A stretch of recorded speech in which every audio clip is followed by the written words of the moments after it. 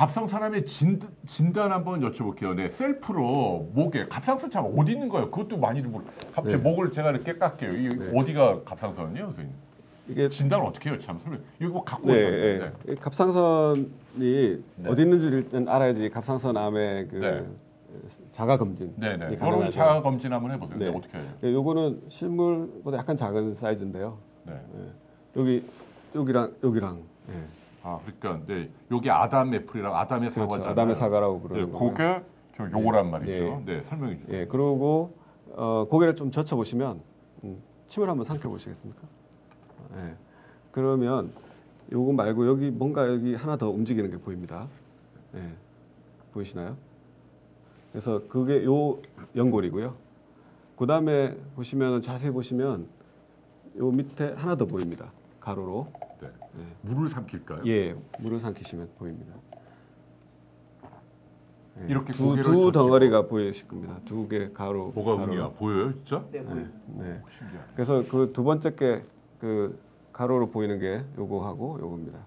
지금 요 모형은 요게 좀 두드러지게 됐는데 이렇게 근데 많이 자기가 자기 걸 보려고 이렇게 고개를 젖혀서 어떻게 봐요? 선생님? 거울로 보면서 하는 거죠. 물 한 잔 이렇게 들고 그럼 한 이 정도만 하고 물 삼키도 되나요? 보일 정도로 많이 이렇게 젖히시면 더 잘 보이죠. 아, 거울 앞에 놓고 네, 살짝만 거울, 예. 젖히고 네. 저도 한번 봐야겠다 카메라로 이렇게. 네. 어디요? 안 보이는데? 보여요? 네. 집어보세요. 요 두 개가 보입니다. 고기고. 두 개가 보이는데 아래쪽 게 네. 그러니까 위는 연골이고요. 네. 이 아래쪽 게 갑상선의 가운데 협부라고 하는 부위입니다. 그럼 이 양옆으로 이렇게 있다니. 예, 그렇죠. 그 기준으로 이렇게 양옆으로 있고요. 네. 그래서 그냥 삼켰을 때 그냥 네. 그 정도만 보이면 네. 특별히 뭐 이상이 없다고 생각하시면 되고요. 좌우 차이 이게 너무 두드러지게 보이거나 예를 들어서 이렇게 이런 이렇게 갑상선이 커져 있으면 옆에까지 보일 수 있겠죠. 혹은 이 살 위로 불룩하게 나온다. 그렇죠. 이거. 예, 그렇죠. 그러니까 지금은 저는 정상이네, 뭐. 그렇죠. 예, 네. 지금 현재는 이제 아주 뭐 작은 것까지 찾아낼 수 있는 방법은 아니지만 꽤 큰 것을 놓치지는 않겠죠. 그러니까 그래서, 이렇게 네. 살짝 젖히고 걸버서 꾹꾹 삼키면 여기 올라갔다 내려갔다는 구조물이 볼록하게 보인다 양옆으로. 예, 혹이 있으면 혹이 있으면 만약 이런 게 있으면 한쪽만 뭔가 한쪽에만 여기 뭐가 있네. 이게 혹이네. 요거. 그렇죠. 이런 이게 게 만져진다는 얘기네요. 만져지기도 하고 간단합니까? 예, 대부분 간단합니다. 그래서 한쪽만 움직이는 게 보이고 한쪽은 특별히 보이는 게 없으면 뭔가 덩어리진 걸 의심할 수 있죠. 자, 이런 방법으로 자가 진단해서 혹이 만져지면 병원 가야 돼요. 그럼 선생님들이 제일 먼저 하는 게 초음파잖아요. 그렇죠. 네. 초음파도 저희가 갖고 왔어요. 이거 좀 비싼 건데 이거 선생님 병원에서 저희가 들고 왔는데 제가 또 모델 해야지 뭐. 이 좀 제 갑상선 괜찮은지 좀 한번 보여주실래요, 선생님? 네. 제가 죄송한데 한번 어떻게 봤는지 한번 보여드릴게요. 네. 하나도 안 아프단 말이에요. 이게 진짜 어려운 검사가 아니에요. 여러분께 제가 초음파는 몸에도 해롭지 않고 아프지도 않고 비싸지도 않으니까 이거를 기대 보시죠. 네. 네. 이렇게 환자는 누워 계시고 여기가 이제 목의 한 가운데고요. 여기 오른쪽 갑상선, 왼쪽 갑상선이고요. 여기가 아까 말씀드린 협부라고 하는 그 밖에서 보이는 아래쪽 가로지르는 부위고, 그래서 여기를 관찰하고 그 다음에 이제 오른쪽부터 아래 위로 움직이면서 이렇게 관찰하게 되겠습니다. 이게 오른쪽 갑상선이고요. 이렇게 보는 건 이제 가로로 보는 거고, 그 다음에 이제 뭔가 발견되면 혹은 이제 발견되지 않더라도 세로로 한번 또 검사를 합니다. 그래서 이렇게 보는 거는 세로로 보는 거고, 이때는 여기가 머리 쪽이고요, 이쪽이 발 쪽이 되겠습니다. 아니 선생님 제게 괜찮냐고요 지금 이뭐 예, 뭐 있는 거 괜찮습니다. 없어요. 네, 깨끗하고요. 좀 잘 봐주세요. 저도 처음 네. 받는 건데 그러신가요? 갑상선은 네. 괜찮나요? 예, 뭐 아주 미세하게 뭐 보이는 건 있는데 이 정도는 그냥 무시해도 되는 것들이고요. 괜찮으십니다. 그리고 반대쪽 보겠습니다. 왼쪽 갑상선이고요. 왼쪽 갑상선 뒤에 식도가 있어요. 우리 음식 삼키는 길이 한 가운데로 지나가지 않고요. 대부분 왼쪽으로 지나갑니다. 여기는 식도. 식도가 제게 예쁘네요 보니까. 네. 알겠어요. 괜찮은 거 맞죠? 네, 괜찮습니다. 이거 간단해 이렇게. 네, 여러분. 제가 해봤는데 하나도 안 아프고.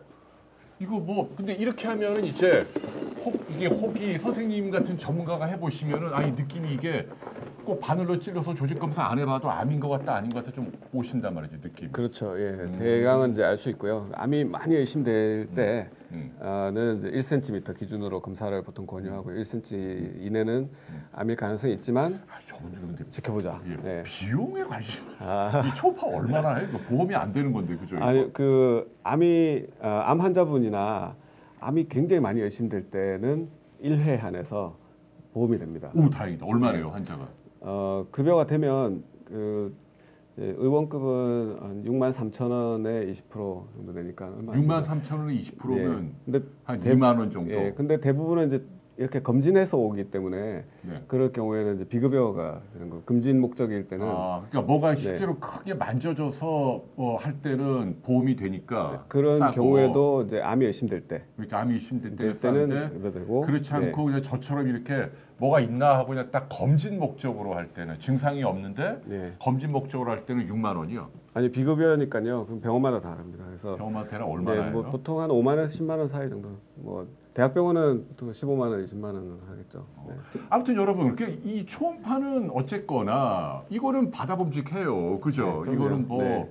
뭐 찌르는 것도 아니고 그렇죠. 무해하고 하니까요. 네. 자 이런 식으로 이제 진단을 한다는 거예요. 그래서 만일 정말 의심되면 그때는 이제 바늘로 찌른단 말이죠. 혹으로. 그렇죠. 예, 바늘을 찔러서 네. 세포를 떼내는 거죠. 그래서 네. 정확한 진단은 수술 후에 조직 검사라는 게 제일 정확한 진단이고요. 근데 모든 혹을 수술로 조직 검사를 해서 뭐 암인지 아닌지 확인할 수는 없기 때문에 그 전 단계로 세포 검사라는 거 합니다. 세포 검사는 한계가 조금 있습니다. 그래도 갑상선암은 특히 유두암은 그 세포 검사로 진단을 상당히 잘 할 수 있습니다. 모양이 굉장히 특이하거든요, 세포가. 네. 네. 자 치료 얘기 잠깐 좀 해야 될 것 같아요, 여러분. 갑상선암 치료 얘기 되게 중요한 얘기예요. 주변에 누가 있으면 꼭 전해주세요. 선생님 책을 보면 큰 트렌드 중 하나가 요새는 갑상선암 물론 수술을 하는데 양쪽을 다 안 뗀다면서 한쪽만 뗀다면서요. 그렇죠. 예전에 그 5mm 넘으면 암으로 이제 암인지 확인하고 수술을 했는데 그 수술할 때 대부분은 갑상선 전체를 뗐습니다. 전체 양쪽 다 뗐다. 예, 혹이 이렇게 왼쪽 갑상선에만 있는데 왜 오른쪽까지 같이 제거하느냐 그런 의문이 들 수 있죠. 그러니까 예, 혹은 여기 있는데 네. 좀 선생님 이걸 방송 안 해보셨죠, 선생님? 이거를 카메라도 안 보이게 이렇게 쭉딱쭉딱하면 안 돼요. 이걸 딱 다 보이게 움직이지만 딱 네. 잡고 있고. 여기 혹이잖아요. 근데 여기가 혹이 있는데 수술하면 이쪽도 뗀다는 거 아니에요? 그 왜 그렇게 하는 얘기죠? 그렇죠. 왜 그렇게 하는지 궁금하실 텐데 사실 그렇게 물어보신 분이 사실 별로 없습니다. 그래요?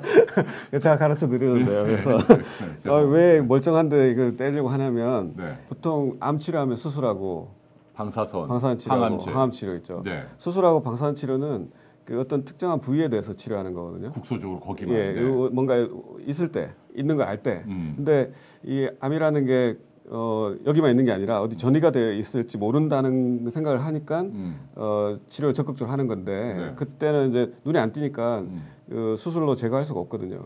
그래서 항암 치료를 하는데 갑상선암 항암 치료가 반응하지 않습니다. 안 듣습니다. 여러분 알아두십시오. 갑상선암은 항암제가 신통한 게 없다. 네, 그래서 하는 게 이제 요오드 치료라는 거죠. 방사선 요오드 치료. 네. 방사선 요오드 치료는 요오드에 우리 음식 먹으면 미역 같은 데 들어있는 요오드를 먹으면 우리 몸에서 쭉 돌다가 이 갑상선 세포에 들어가서 갑상선 호르몬이 되거든요. 그래서 그 성질을 이용해서 요오드에다가 방사선이 나오게끔 조작을 합니다. 그래서 먹으면 쭉 돌다가 갑상선 암세포가 그걸 섭취해서 갑상선 암세포가 죽게 만드는 건데 정상 갑상선 세포가 훨씬 더 그런 능력이 좋아서 정상 갑상선이 이렇게 남아 있으면 요오드 치료를 할 수가 없는 거예요.